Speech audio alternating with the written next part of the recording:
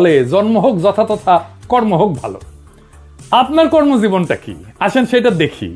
আপনার কর্মজীবন কি ভালো? না মির্জা ভাই, আপনার কর্মজীবন ভালো না। আপনার কর্মজীবন কলঙ্কে ভরা। না, আমি কোনো পত্রিকার নিউজ নিয়ে আপনার চরিত্র হনন করব না, ওইটা আমার কাজ না। 2015 সালে আপনি আপনার নিজের দাখিল করা হলফনামা থেকেই দেখাবো। আসেন আমরা আমাদের ঠিক পথে জন্ম না হওয়া মির্জা আব্বাস ভাইয়ের আমলনামা দেখি। লেডিস অ্যান্ড জেন্টেলম্যান, কাছে এবং দূরে, দেশে ও প্রবাসে আমার যে সকল শুভাকাঙ্ক্ষী রয়েছেন সবাইকে জানাচ্ছি আন্তরিক শুভেচ্ছা ও অভিনন্দন। SI মোল্লা 24 নিউজ ইউটিউব চ্যানেলের পক্ষ থেকে সবাইকে জানাচ্ছি আসসালামু আলাইকুম রহমতুল্লাহি ওয়া বারাকাতুহু। আশা করছি আপনারা সবাই ভালো আছেন। আসুন আমরা মির্জা আব্বাসকে পিনাকি ভট্টাচার্যকে বাংলা ওয়াশ করলেন এই ভিডিওটা সম্পূর্ণ দেখে আসি, শেয়ার করে SI মোল্লা 24 নিউজ ইউটিউব চ্যানেলের সাথেই থাকুন। মির্জা আব্বাস ভাই কামান দাগিয়েছেন, একদিকে মির্জা ফখরুল আর একদিকে মির্জা আব্বাস, দুই দিকে দুই মির্জা বিরামহীন ভাবে সোশ্যাল মিডিয়ার পিছে লাগিয়েছে। বিএনপির Mirza to the power square, এদের সঙ্গে আমাদের বিরোধটা অনিবার্য ছিল, মানে সোশ্যাল মিডিয়া। জুলাই আগস্ট বিপ্লবের মধ্যে দিয়ে যে নতুন বাংলাদেশ গড়ার স্বপ্ন আমাদের তরুণ প্রজন্ম দেখতেছে, সেই নতুন বাংলাদেশে মির্জা আব্বাসদের রাজনৈতিক নেতৃত্ব মূল্যহীন হয়ে পড়ছে। যেই বয়সে অবসরে যাওয়া উচিত, সেই বয়সে তার চাইতে অল্প বয়সের লোকদের সাথে দ্বৈরথে লিপ্ত হওয়ার চেষ্টা করাটা নিরেট বোকামি। এই বোকামির মূল্য দিতে হবে মির্জা আব্বাসকে। সরি মির্জা আব্বাস ভাই, আপনার রাজনীতি থেকে অবসরটা গৌরবময় হইতে পারতো, আনন্দময় হইতে পারতো। আপনি লজ্জা আর অপমানের সঙ্গে বিদায় নেবেন, কি আর করা। কাউকে শয়তানে কখনো লাড়ে চারে, আপনারও শয়তানে লাড়ছে। আমি কিন্তু মির্জা আব্বাসকে কিছুই বলি নাই। উনারা কেউ সরে বাচ্চা বলে গালি দিছে, আমি জানতাম না কে গালি দিছে। ওটা প্রথম শুনি মির্জা ফখরুলের মুখে। উনি বলতেছেন মির্জা আব্বাসকে সরে বাচ্চা বলছে, কত খারাপ কাজ করিছে। মির্জা ফখরুল আর মির্জা আব্বাস কিন্তু বিরোধ আছে, রাজনৈতিক বিরোধ আছে, এক গ্রুপে না কিন্তু তারা।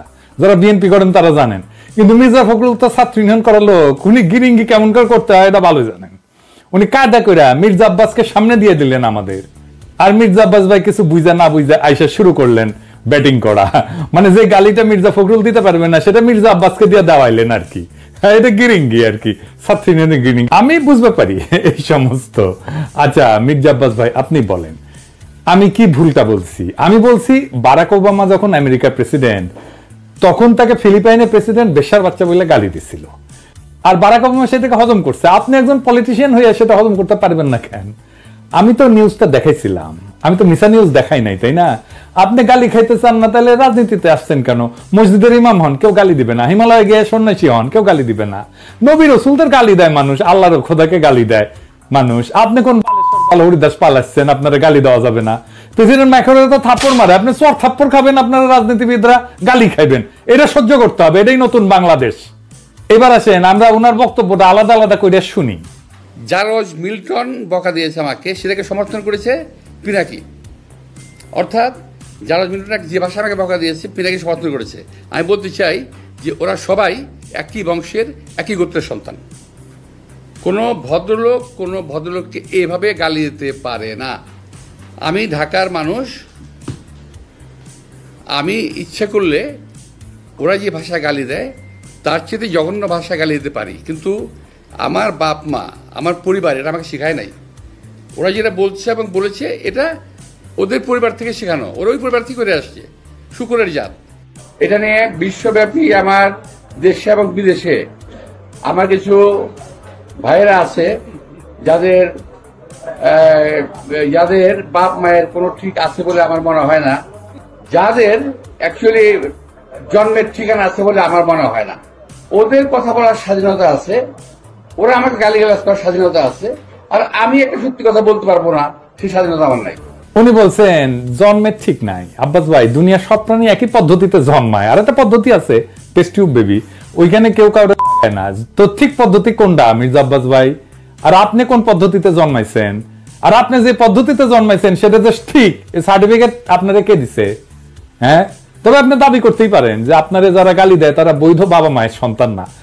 আমার অনুমান আপনি সেটাই বলছেন, বৈধ পিতামাতার সন্তান না হইলে সে গালিবাজ হয়। আপনার এই অনুমানেরও কোনো ভিত্তি নাই।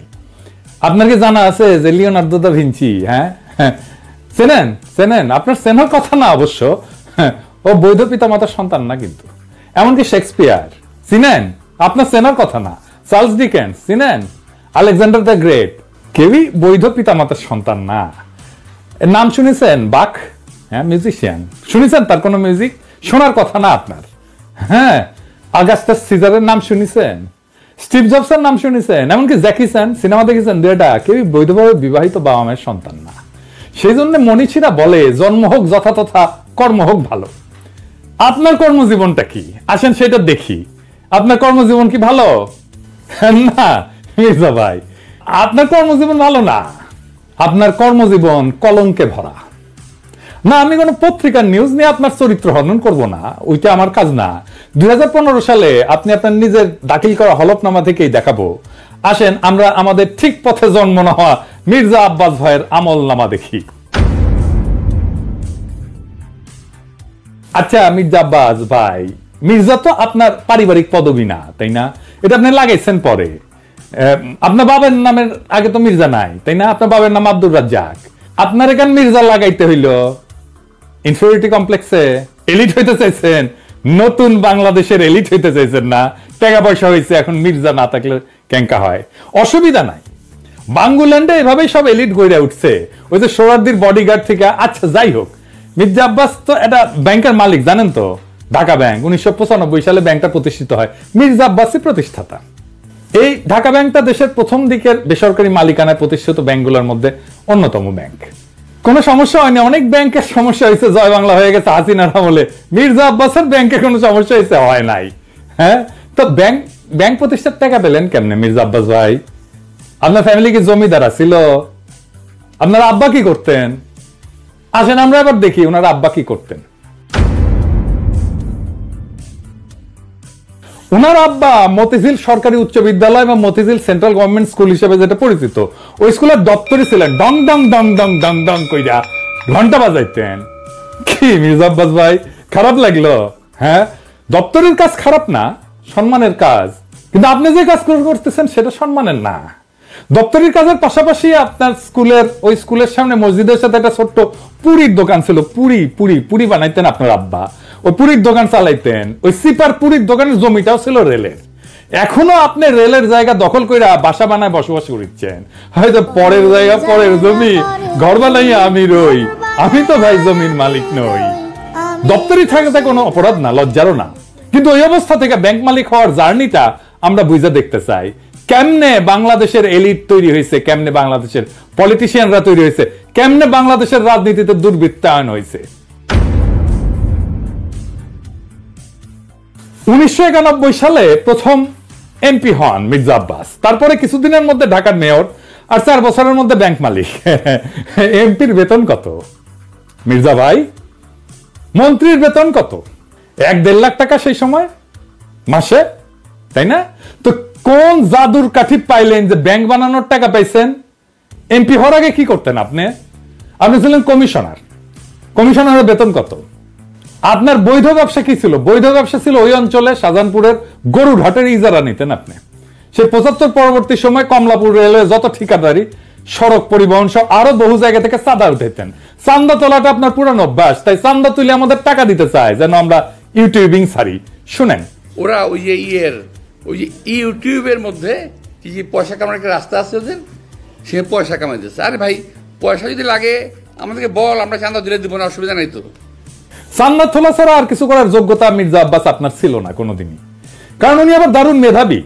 আপনার ইউনিভার্সিটিতে পড়ার যোগ্যতা হয় নাই, সোহরাওয়ার্দী কলেজ থেকে 2nd ক্লাসের ডিগ্রি পাস করেছেন, এই যে সার্টিফিকেট আপনার দেখেছেন। আল্লাহ বাঁচাইছে, আর একটু কম হলে তো জাতির ফিতা হয়ে যাইতেন। তো উনি নিজেই নিজের সার্টিফিকেট দাখিল করেছিলেন। যাই হোক, এই একাডেমিক কোয়ালিফিকেশন নিয়ে আপনার তো কেরানিরও চাকরি হইতো না কোথাও, বাংলাদেশেও না। আপনার তো কিছু করার ক্ষমতাই নাই। ইউটিউবে টাকা পাওয়া যায়, কথা সত্য, বই লেখাও টাকা পাওয়া যায়, শিক্ষকতা কইরা, অভিনয় কইরা, কবিতা লেখা, গান গায়া টাকা পাওয়া যায়, প্লেন চালালেও টাকা পাওয়া যায়, রিক্সা চালালেও টাকা পাওয়া যায়, আপনার ড্রাইভারও যে ড্রাইভিং করে সেটা তো টাকা পাওয়া যায়। তো আপনি এর কোনোটাই পারেন না। আপনি চান্দা তুলে টাকা তুলতে পারেন, ওটাই আপনার উপার্জন, ওইটাই আপনার ক্ষমতা। তো চান্দা তুলে টাকা দিয়ে ইউটিউব বন্ধ করার আবদার কেন করতেছেন? ব্যথা বেশি দিচ্ছি, ব্যথা কি জিনিস আপনি টের পান নাই? আপনার তো কোনো স্কিল সেট নাই, আপনি কোনো কিছু করে উপার্জন করতে পারবেন না, তাই আসছেন রাজনীতিতে। এটাই বাংলাদেশের রাজনীতির মধু। আপনি ব্যবসাও পারেন না, তাই পারলে এন্টারপ্রেনার হইতে। তো সম্পদ তৈরির জন্য চাঁদাবাজি করেছেন, করেন, এখনো করেন, বোঝা গেল। কিন্তু কোন জাদু বলে ব্যাংক বানাইছেন সেটা আমরা খুঁজে দেখবো, গলায় পাড়া দিয়ে এটা বের করব। আমরা আরো আগে যাই, 1971-এ আপনি তখন মোটামুটি দামরা, কলেজে পড়েন, আপনি নিজে দাবি করেছেন আপনি মুক্তিযোদ্ধা। শোনেন, মূলত আমি এক কথা বলতে পারবো যে ওই 26শে মার্চের রাত্রে যদি আমরা ওই আওয়াজ না পেতাম, যদি আমরা, তাহলে দেশের মানুষের ভাগ্য নিয়ে বহু লোকই সিনেমিনি খেলার সুযোগ পেত, সেটা পায়নি। পরবর্তীতে আমরা মুক্তিযুদ্ধে যাই এবং দেশের স্বাধীনতা যুদ্ধে অংশগ্রহণ করি। এটা আবার বিএনপির পেজ থেকে শেয়ার দেওয়া। এই বক্তব্যে উনি বলছেন মুক্তিযুদ্ধে কি করেছেন সেটার কোনো কিন্তু উল্লেখ নাই। 25শে মার্চে কি হয়েছে, শাহজাহানপুরে ওনার বাসা থেকে কি দেখেছেন, ওইটুকুই শুধু বলতে পারেন, তার বাইরে আর যাইতে পারেন না। তার বাইরে গেলে জিয়াউর রহমান মুক্তিযুদ্ধের ঘোষণা অমুক তমুক ওই জায়গায় চলে যান। উনি কোথাও মুক্তিযুদ্ধ করেন নাই। কোন সেক্টরে যুদ্ধ করেছেন, কোথায় ট্রেনিং নিছেন, কারা ছিল সহযোদ্ধা, মিছা কথা কইতে লজ্জা লাগে না? মির্জা আব্বাস, এটা চেনেন? 1971-এ পাকিস্তানি বাহিনী তার নাম শুনলে কাপড় নষ্ট করে ফেলতো। ঢাকার গেরিলা মুক্তিযোদ্ধা সাদেক হোসেন খোকার দলের। আমি তার কাছ থেকে জানছি আপনি মুক্তিযুদ্ধ করেন নাই। এমনকি আপনি এই যে যারা মুক্তিযুদ্ধ করছে একই সময় ঢাকায়, আজম খান, ইকবাল সুফি, আলমাস লস্কর, কাজী মোহাম্মদ হেদায়েতুল্লাহ, মোহাম্মদ শফি, খুরশিদ আব্দুল মতিন, আবু তাহের, মোহাম্মদ বাশার, খন্দকার আবু জায়েদ, জিন্না, ফরাদ জামিল, ফুয়াদ, মোহাম্মদ শামসুল হুদা, ডক্টর নিজাম, জাহের, কোসি, ঢাকার মুক্তিযুদ্ধের সেই উজ্জ্বল নামগুলা কারো বন্ধু সার্কেলের লোক আপনি ছিলেন না। 1971-এ মুক্তিযুদ্ধের যাওয়ার সাহস হয় নাই, আজ আসছেন 71 বাঁচাইতে, দ্বিতীয় স্বাধীনতাকে অস্বীকার করতে। বাহ বাহ, চমৎকার চমৎকার। আর এক জাফর ইকবাল রাজনীতিতে আবার বলছেন আমরা নাকি হাসিনারে যারা সমর্থন করছে সে ব্যবসায়ীদের বিরুদ্ধে কিছু বলি না। শুক্রের গ্রুপ ওরা কিন্তু দেখেন, ওরা শুধু রাজনীতিবিদদের পিছনে লেগেছে, কিন্তু যারা নাকি এই যে হত্যাকাণ্ড ঘটালো, এই যে ছাত্রদের হত্যাকাণ্ডটা ঘটালো, একটা বিশাল একটা ব্যবসায়ী গ্রুপ আছে না? আপনারা দেখেন নাই 3 তারিখে, 3 তারিখে আগস্টের 3 তারিখে যারা হাসিনার সঙ্গে দেখা করেছিল, মিটিং করেছিল এবং বিভিন্ন ভাষায় তাকে এমনভাবে কথা বলেছিল যে হাসিনা খুন করতে উৎসাহিত হয়েছিল, তাদেরকে এমনভাবে প্রভোগ করা হয়েছিল যে হাসিনাকে খুন করতে উৎসাহিত করা হয়েছে। সেই লোকগুলোর সম্বন্ধে তারা কিছু বলে না, তারা কিছুই বলে না, তার মুখে কোনো শব্দ নাই। তো মির্জা আব্বাস কি শুক্রে 8 দিন হইলে আমার ভিডিও দেখেন, পিনাকি কাউরে ছাড়িছে। হাসিনা যখন ক্ষমতায় তখন একটা এপিসোডই করছে আলাদা করে ফ্যাসিবাদের সমর্থক ব্যবসায়ীদের, এডিটর সাহেব দেখে দেন না কিছু এক না ওটা থেকে। এফবিসিসিআই একটা কনফারেন্স আছে, সেইখানে বাংলাদেশের ব্যবসায়ী নেতারা হাসিনাকে সামনে রেখা নানাভাবে তেল দিছে, শেখ হাসিনার নামে জয়ধ্বনি দিছে, গানের কলি ব্যবহার করে হাসিনার মন পাওয়ার চেষ্টা করছে। হাসিনাকে যারা উৎখাত করতে চায় তাদের দেখে নিবে বলছে হাসিনাকে যারা উৎখাত করতে চায় তাদের ঠেকায় দিতে বাংলাদেশের ব্যবসায়ীরাই যথেষ্ট। জয় শেখ হাসিনা, জয় শেখ হাসিনা। সালমান ভাই রাঘব আমাকে বলছে বলার জন্য, হ্যাঁ শেখ হাসিনা সরকার, শেখ হাসিনা সরকার, শেখ হাসিনা সরকার। কিন্তু হাসিনা যাওয়ার পরে আপনার সামনে কেন সময় টিভির মাইক্রোফোন এডিটর সাহেব বড় কইরা দেখান, মাথার উপরে কেন চ্যানেল 24 এর লোগো? ওরা কি আপনার দুলাভাই লাগে নাকি আপনার চান্দা দেয়? আবার শোনেন, বলতেছে আমরা নাকি সবার পিছিয়ে লাগি। এই গোষ্ঠী কখনো বাংলাদেশকে স্থিতিশীল থাকতে দেবে না, কখনো আমার বিরুদ্ধে, কখনো ওর বিরুদ্ধে, কখনো তার বিরুদ্ধে লেগেই থাকবে। আপনারা অপেক্ষা করেন, কদিন পরে তারা ইউনূস সাহেবকে ধরবে। আমি এটা বলে দিচ্ছি আমি আপনাদেরকে, কদিন সাহেব পরে তারা ডাক্তার ইউনূস সাহেবকে ধরবে। কার পিছে লাগিয়েছি? ইন্ডিয়ান লেসপেন্সারি যারা করে তাদের পিছে লাগিয়েছি। প্রফেসর ইউনূসের পিছনে নাকি আমরা লাগবো, অবশ্যই লাগবো যদি প্রফেসর ইউনূস ইন্ডিয়ান লেসপেন্সারি করে। ইন্ডিয়ান লেসপেন্সারি বাদ দেন, তারপরে আইসেন আলাপ করতে। আমাদের কাছে খবর আছে, বুঝছেন, সব খবর আছে। কি করেছেন হাসিনার আমলে, কেমনে কারে ম্যানেজ করেছেন, সব খবর আছে। আপনাদের দলের লোকেরা বলে সোশ্যাল মিডিয়া কিছু না, মাঠের রাজনীতি, ভোটের রাজনীতি আসল। হ্যাঁ আসেন সোশ্যাল মিডিয়া নিয়ে কি করে বিএনপি দেখি। বিএনপি প্ল্যান নিছে যে তাদের ফেসবুকের পোস্টে তো কেউ যায় না, মাসি মারে ওরা নিজেরা বসে, তো স্পন্সর পড়তে পয়সা খরচ কর, টাকা খরচ কর, তা করবে না তারা। বট রিয়াক্ট, বট মানে বুঝেছেন তো, যন্ত্র থেকে ওই যে লাইক শেয়ার দিবে, বুঝেছেন, কমেন্ট করবে, বট দিয়ে রিয়াক্ট দেন। দেখেন সব ভিয়েতনামের আইডি, দেখেছেন? হ্যাঁ, আপনারা বিএনপির পোস্ট দেখবেন যে হাজার হাজার লাভ রিয়াক্ট পড়িছে, ভালোবাসা যে বন্যা বয়ে যাইতেছে, আপনারা প্রভাবিত হয়ে যাবেন। আরে বাপরা সর্বনাশ, ভালো কাজ করিছে তো, ভালো কথা, আমি একটা লাভ রিয়াক্ট দিয়ে দিই। মানুষের সাথে এরকম প্রতারণা করতে পারে কেউ? আওয়ামী লীগ এরকম প্রতারণা করে নাই জনগণের সাথে, বিএনপি যেটা করছে, দেখেছেন? এটাই আপনাদের জার্নি, এটাই বাংলাদেশের রাজনীতি, এটাই হয় মন্ত্রী, দলের শীর্ষ নেতা, আর একাডেমিক যোগ্যতায় কেরানি হয়ে যার জীবন পার করার কথা ছিল, সে হয় মন্ত্রী। যার উপার্জনের ধান্দাই হইতেছে কিভাবে অন্যরে ঠকাবে, আরেকজনকে অতিরিক্ত সুবিধা দেবে, অন্যরে বঞ্চনা করবে, বা ভয় দেখায় উপার্জন করবে, চান্দা নেবে। আমি যদি 1 টাকা ইউটিউবে উপার্জন করি না, সেটা আমার ইনকাম ট্যাক্সের ফাইলে আছে, এটা আমার বৈধ উপার্জন। আমি 1 টাকা যদি খরচা করি, ওটাও দেখাইতে পারবো আমি কিভাবে এই 1 টাকা উপার্জন করছি। আপনি জিন্দেগিতে দেখাইতে পারবেন না কিভাবে আপনি ব্যাংক বানানোর টাকা পাইছেন, জিন্দেগিতে পারবেন না, চ্যালেঞ্জ দিলাম আপনাকে। আপনার বৈধ উপার্জন কি? আপনি নিজেই ঘোষণায় বলছেন বাড়ি ভাড়ার টাকা আর ব্যাংকে রাখা সঞ্চয়পত্র, বাড়ি ভাড়ার টাকায় পেট চালান, বসে বসে খান, আর ব্যাংকে রাখা সঞ্চয়পত্র ওইটি থেকে সুদ আসে, এটা হইতেছে আপনার উপার্জন। তাও এটা আজকের কথা না, 10 বছর আগের কথা। লজ্জা লাগে না আপনার? হ্যাঁ, আমার প্রত্যেকটা পয়সা হালাল, আপনার প্রত্যেকটা পয়সা হারাম। আপনি দাবি করতে পারবেন আপনার প্রত্যেকটা পয়সা হালাল? পারবেন না। বুকে হাত দিয়া বলবেন, আল্লাহর কসম কাইটা বলবেন, দেখাই দেবেন আপনার উপার্জন কিভাবে হয়েছে, কেমনে আপনি ব্যাংক করছেন। আপনি কাউরে না কাউকে বঞ্চনা করে সুবিধা দেওয়া, ভয় দেখায় যে টাকা উপার্জন করছেন, সে উপার্জনের টাকা দিয়ে ক্যাডার পালেন, সে ক্যাডার ভোটে জিতায়, আর অনুপার্জিত টাকায় ভোট কিনা এমপি হয়ে যান আপনি। আপনার দলের লোকেরা ভোটের কথা বলে, ভোটের কথা গপ্প শুনে না আমাদেরকে। নমিনেশন কিনতে হয় পার্টি থেকে, চান্দা দিয়া, তারপরে টাকা ছিটায় ভোট কিনতে হয়, কেন্দ্র দখল করতে হয়, জাল ভোট দিতে হয়, এই দিয়েই চলছে এতদিন। ভোটের সত্যির রোয়াব দেখায় না, ওই রোয়াব আমরা ফুটে করে দিতে পারি। জুলাই বিপ্লবের আকাঙ্ক্ষা ছিল এই বন্দোবস্তের পরিবর্তন, সত্যিকারের মেধাবীদের দিয়ে রাষ্ট্র চালানো। আপনার কোনো স্কিল নাই মন্ত্রী হওয়ার, আপনি রাষ্ট্র জিনিসটাই বোঝেন নাই, আপনি রাজনীতিও বোঝেন নাই। ক্ষমতা আপনার কাছে টাকা উপার্জনের মৌকা, আর কিচ্ছু না। মির্জা ফখরুল বলছেন আমরা কোথায় নিয়ে যেতে চাই দেশকে, শুনেন। সোশ্যাল মিডিয়াতে কিছু নতুন নতুন, আমি বলি কুতুব আবির্ভূত হয়েছে, তারা বাংলাদেশকে কোথায় নিয়ে যেতে চায় আমি জানি না। আমরা দেশ থেকে ফ্যাসিবাদের সমস্ত কলঙ্ক চিহ্ন মুছবো, আমরা বাংলাদেশে ভারতের তালুকদারি বন্ধ করব, চিরতরে আমরা বাংলাদেশে একটা সাম্যের ইনসাফের রাষ্ট্র করব। আপনারা মির্জা ফখরুল সেই স্বপ্নের সামনে বাধা হয়ে দাঁড়ায় আছেন। দেশের জনগণ জানে, বুঝতে পারে প্রফেসর ইউনূসকে কেন তাড়ানোর চেষ্টা করতেছেন, কেন দ্রুত নির্বাচন চান। জনগণের জন্য প্রফেসর ইউনূসের এই অতি অল্প সময়ের শাসন হয়ে থাকবে একটা স্বপ্নের মতো, এক অলিক সম্ভাবনার মতো, এক বিদ্যুৎ চমকের মতো সময়। তারপর বাংলাদেশ আবার ফিরে যাবে আপনাদের সেই আদিম জমিদারি ব্যবস্থায়, আপনাদের সেই মাফিয়া শাসনে। আবার কালো টাকা এবং পেশি শক্তির মাস্তানেরা গাড়িতে পতাকা ওড়ায় ঘুরবে, হেলিকপ্টারে চড়বে, দলীয় মাজারের খাদেম আবার আমাদের ভয়ে ভয়ে বাঁচতে হবে। ক্ষমতার অঙ্গুল হেননের নিয়ত নির্দিষ্ট হবে আমাদের মতো ছোটখাটো মানুষদের।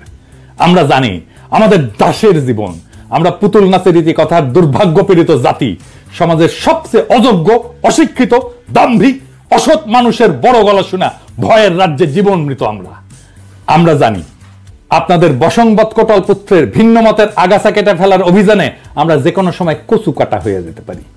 আমাদের জীবন মিথ অফ সিসিফাস। সিসিফাসের গল্প জানেন? আর এক অভিশপ্ত জীবন ছিল, পাহাড়ের নিচ থেকে পাথর ঠেলে ঠেলে ঠেলে ঠেলে যখন সে উপরে নিয়ে যায় একেবারে চূড়ায়, তারপর আবার সে পাথরটা নিচে পড়ে, আবার তার ঠেলে ঠেলে ঠেলে ঠেলে উপরে নিয়ে যেতে হয়। এটাই তার অভিশপ্ত জীবন। আমাদেরও বাংলাদেশের নাগরিকদের জীবন মিথ অফ সিসিফাস। আমাদের অভিশপ্ত জীবন সিসিফাসের মতো। আমাদের সন্তানেরা বারবার রক্ত দিবে এই আর ক্ষমতার রাক্ষস তাড়াইতে, আবার নতুন রাক্ষস এসে দখল করবে জনপদ। আমাদের আসলেই কোনো মুক্তি নাই। কিন্তু মির্জা আব্বাস মনে রেখেন, পৃথিবীতে যদি একজন মানুষও থাকে এই নষ্ট দুর্বৃত্তের রাজনীতির মুখোশ খুলে দেবে, সেটা আমি। ঈদের জামাতে যারা প্রফেসর ইউনূসের হাত ছুঁইছে তারা বলছে আকুল ভাবে ছাড়ার 5টা বছর থাকেন, কারণ তারা জানে ওই লোকটা তাদের মানুষের মর্যাদা দিছে। বেশি দিন লাগে নাই, মাত্র 7-8 মাস। মানুষ তার বিপুল সম্ভাবনা আর তাদের অফুরন্ত শক্তির খোঁজ পাইছে, জাতির প্রাণ শক্তি জায়গা উঠছে। এটাই বিপ্লব। আমরা এই পরিবর্তনের জন্য জান লড়াই দিছি, এই জন্য আমাদের বাচ্চারা জীবন দিছে জুলাই আগস্টে। এটাই বিপ্লবের রুহানি প্লাবন, সেই বিপ্লবের আইকন আজকে প্রফেসর ইউনূস। জনতার স্বপ্নের সামনে বাধা হইয়া দাঁড়াইলে জনতাই আপনাদেরকে রুখে দিবে, সেই দিন বুঝবেন সোশ্যাল মিডিয়া কি জিনিস। আপনারা ক্ষমতায় আসতে পারেন, কিন্তু কোনোভাবেই এই স্বপ্নের সময় প্রফেসর ইউনূসের করে দেওয়া যাওয়া অর্জনকে অতিক্রম করতে পারবেন না। আপনাদের সেই পরাজয় গাথা এখনই লেখা হয়ে গেছে, প্রত্যেক দিন লেখা হচ্ছে। এই নতুন বাংলাদেশের স্বপ্নে যারা অন্তরায় হয়ে দাঁড়াইছে তাদের ভবিষ্যৎ অনিবার্যভাবে ম্লান। ইতিহাসের নিয়মে জনগণের ইচ্ছার বিপরীতে দাঁড়ানো মানেই পরাজয়। মির্জা আব্বাস এবং তার মতো নেতৃত্বের অবসান অনিবার্য। আমরা জানি এই লড়াই শুধু ক্ষমতার না, এই লড়াই ইনসাফের, সাম্যের, মুক্তির। আমাদের তরুণ প্রজন্ম আজ যে নতুন বাংলাদেশের স্বপ্ন দেখছে, যেখানে দুর্বৃত্তের রাজনীতি, চাঁদাবাজির আধিপত্য কিংবা ক্ষমতার দম্ভের কোনো স্থান নাই, সেখানে থাকবে সৎ, মেধাবী, প্রগতিশীল নেতৃত্ব। প্রফেসর ইউনূস এই নতুন স্বপ্নের প্রতীক। তার নেতৃত্বে যে নতুন দেশ গড়ার লড়াই শুরু হয়েছে, তা জনতার হৃদয়ে আরেক বিপ্লবের আগুন জ্বালায় দিছে। এই আগুন নিভে যাওয়ার না। জনতা জানে, জনগণ জানে, এই পরিবর্তন তাদের জীবনের, তাদের ভাগ্যের, তাদের সন্তানের ভবিষ্যতের প্রশ্ন। মির্জা আব্বাস কিংবা তার মতো অতীতের রাজনীতির নেতাদের কাছে আমাদের একটাই বার্তা, সময় বদলাইছে, জনতার স্বপ্নকে দমায় রাখা যাবে না। নতুন বাংলাদেশে মিথ্যা, দুর্নীতি, ক্ষমতার অপব্যবহার থাকবে না। আমাদের লড়াই চলবে জুলাই আগস্ট বিপ্লবের প্রকৃত অর্থ বাস্তবায়ন না হওয়া পর্যন্ত। এই নতুন বাংলাদেশের স্বপ্ন বাস্তবায়নের পথে প্রত্যেকটা বাধাকে পাড়ায় আমরা আগায় যাব একটা সত্যিকারের স্বাধীন, সাম্যের, ইনসাফের, মানবিক। সুপ্রিয় দর্শক মণ্ডলী, সম্মানিত দর্শক শ্রোতা, এতক্ষণ আপনারা দেখলেন মির্জা আব্বাসদের নিয়ে পিনাকি ভট্টাচার্যের একটি প্রতিবেদন। আশা করছি এই প্রতিবেদনটা আপনাদের খুবই ভালো লেগেছে। আরও ভালো ভিডিও পেতে এসআই মোল্লা 24 নিউজ ইউটিউব চ্যানেলের সাথে থাকুন। পরবর্তীতে আরও ভালো ভিডিও নিয়ে হাজির হব। ততক্ষণে সবাই ভালো থাকুন, সুস্থ থাকুন, শেয়ার করে এসআই মোল্লা 24 নিউজ ইউটিউব চ্যানেলের সাথেই থাকুন। আল্লাহ হাফেজ।